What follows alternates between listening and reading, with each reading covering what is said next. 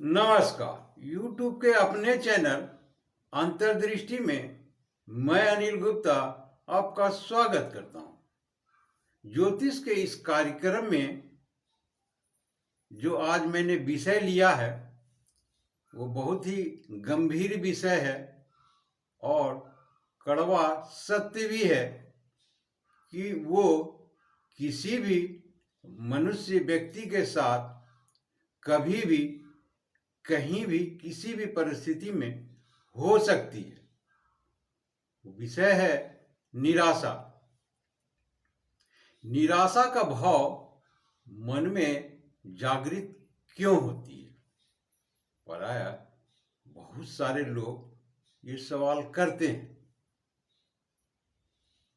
निराशा कैसे आती है? निराशा कितने प्रकार से आती है? इस विषय पर भी चर्चा करेंगे और ये भी बताएंगे इससे बचने का विकल्प क्या है, उपाय क्या है। सर्वप्रथम ये जान ले कि निराशा 3 प्रकार से आती है। सर्वप्रथम शारीरिक तौर पर, दूसरा मानसिक तौर पर और तीसरा आर्थिक स्थिति के तौर पर। शारीरिक तौर पर निराशा तब आती है या किसी व्यक्ति को लंबी बीमारी हो या उसके परिवार में कोई बहुत दिनों से बीमार चल रहा हो, शारीरिक कष्ट हो रही हो, तो उसे निराशा होती है कि ऐसा मेरे साथ ही क्यों हो रहा है। भगवान ऐसा क्यों बीमारी दे दिया जिससे निजात नहीं मिल पा रहा। ये मन में निराशा घर कर जाती है। दूसरा है मानसिक तौर पर। जब कोई भी इंसान ये सोचने लगता है कि हमें इज्जत सम्मान नहीं मिलता, हम घर के गार्जियन हैं, कोई भी हो सकता है, वो माता भी, पिता भी, भाई भी, बहन भी, पति भी, पत्नी भी, जिनको ये एहसास होने लगे कि हम उसके लिए इतना कुछ करते हैं परंतु मुझे थोड़ा सा सम्मान भी नहीं देता, मन में बार बार ये निराशा घर कर जाती है। ये भी एक निराशा का कारण। तीसरा आते हैं आर्थिक तौर पर। जब माता पिता ये सोचते हैं कि काश मेरे पास इतना पैसा होता तो हम अपने बच्चे को अच्छे स्कूल में पढ़ा सकते हैं, गरीबी की निराशा होती है। और भी लोग हैं किसी और दृष्टिकोण से, कपड़े खरीदने में या घर बनाने में या कुछ, तो आर्थिक तौर पर जो होते हैं। तो ये 3 तरह से जो है ना मनुष्य के अंदर निराशा की भावना जागृत होती है। ये इनके 3 तरह से, इसी तरह से। अब मनुष्य के अंदर ये जागृत करने का तो आपने जान लिया कि इस तरह से होती है। क्यों होती है, मेरे ही साथ क्यों होती है या किसी और के साथ क्यों होती है जागृत, तो अब ज्योतिष के दृष्टिकोण से हम समझने का प्रयास करेंगे कि क्यों जागृत होती है। तो चंद्रमा इसका मुख्य कारण है। चंद्रमा आपकी जन्म कुंडली में किस प्रकार का है उस विषय में बता रहे हैं, तभी आप जान पाइएगा कि मेरे साथ ऐसा ही क्यों हो रहा है। उसके पीछे यही कारण। चंद्रमा को समझना पड़ेगा, चंद्रमा को जानिए कि कौन सी स्थिति में है। चंद्रमा की एक स्थिति होती है कि चंद्रमा के दूसरे घर में, यानी बाद वाले घर में, चंद्रमा से गिनती करें 1 दूसरा घर में यदि कोई ग्रह हो तो उसे सुनफा कहते हैं। यदि चंद्रमा के पीछे वाले घर में अर्थात 12वें भाव में कोई ग्रह हो तो उसे अनफा कहते हैं। और जब दोनों साइड ग्रह हो, 12वें भाव में भी दूसरे भाव में नहीं, चंद्रमा के आगे भी और चंद्रमा के पीछे भी, तो उसे दुर्धरा कहते हैं। ये तीनों योग जो मैंने बताया ये जातक के लिए बेहतर होते हैं, ठीक ठाक। दुर्धरा सबसे बेहतर होते हैं।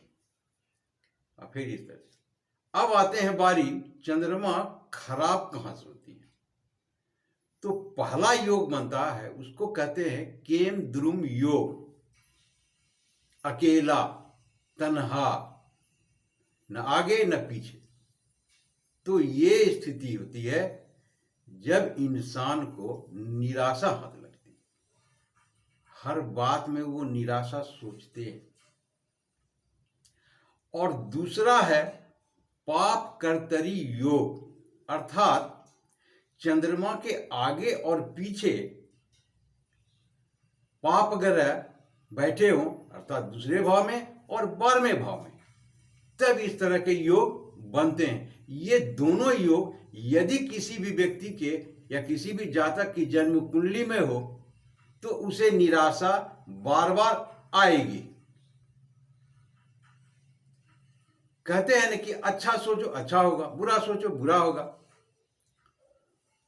वो सोचते नहीं है, वो इस तरह का भावना लाते नहीं है, वो खुद ब खुद आ जाती है। यही तो ग्रह के पावर होते हैं। आपको जहां भेजना हो, जो करवाना हो वो करवाते हैं, करते हैं, और आप उसी के अनुसार चलते हैं। अब हर छोटी बात को लेकर के निराशा मन में उत्पन्न हो जाएगी। आप दो भाई बहन है, एक को डांटा, दूसरा जिसमें कमी होगी गुस्सा हो जाएगी कि उसको जो है ना, हमको जो है बेफिजूल के डांटते हैं और उसको कुछ नहीं कहते हैं। यही सब निराशा है छोटी छोटी बातों को लेकर, इसका कोई माने कोई अर्थ नहीं होता। तो सत्य को यदि जान गए तो निराशा बहुत हद तक कम हो जाएगी कि हाँ मेरे कुंडली में ऐसा है, हो सकता है।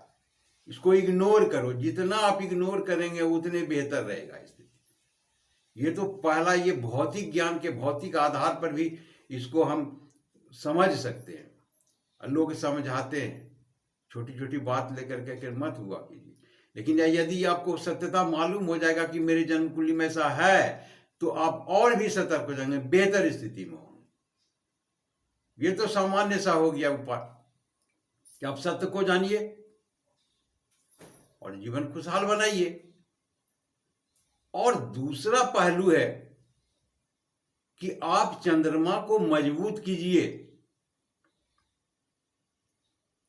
जो भी बन पड़ता है, जो ग्रह का जो नियम है कि इन चंद्रमा को मजबूत कैसे किया जाए, आप मजबूत कीजिए। कुछ हद तक, बहुत हद तक बिल्कुल समाप्त नहीं होगा। मैं नहीं कहता कि आप ऐसा कीजिए बिल्कुल खत्म हो जाएगा, नहीं, तब तो उसका प्रभाव कैसे, तो सब आदमी ऐसा करे और सब आदमी हर चीज से छुटकारा पा जाए, ऐसा नहीं होता। इस बात को आप मानिए, समझिए, सत्यता को जानिए। कोई भी उसका असर तो होगा ही होगा। कोई बड़ी दुर्घटना होने वाली है, आपका ग्रह बुरा है, आपने उसको ठीक कर दिया, बड़ा दुर्घटना तो नहीं है, छोटा चोट लगा, लेकिन होता जरूर है। इसको आप इग्नोर नहीं कर सकते। तो इस प्रकार से कीजिए, फिर ठीक रहिए। और कोई दूसरा विकल्प है भी नहीं है आपके पास में। तो इस तरह से हर विषय को सत्य जानिएगा तो उससे आप बच सकते हैं। वो आपको सहन शक्ति देती है। जब आप सत्य जान जाते हैं कि हाँ मेरे साथ होना चाहिए, तो सहन शक्ति में वृद्धि हो जाती है। हर चीज को, हर इंसान के साथ में कुछ न कुछ, किसी न किसी प्रकार से दुख लगा हुआ रहता है, फिर भी जीते हैं। तो इस तरह से जो अगर मन में भाव उत्पन्न होता है तो सत्य को जानने का प्रयास कीजिए, सत्य जानिए, बिल्कुल ठीक रह जाएगी। तो ये था एक छोटा सा वीडियो, आपको कैसा लगा आप कमेंट बॉक्स में अवश्य लिखिए। तो इस प्रकार से जो मनुष्य के साथ में होते हैं उसमें हम प्रयास करेंगे कि आपके दुख दर्द को कम करने का। आपने पूरा वीडियो देखा, इसके लिए बहुत बहुत शुक्रिया, धन्यवाद।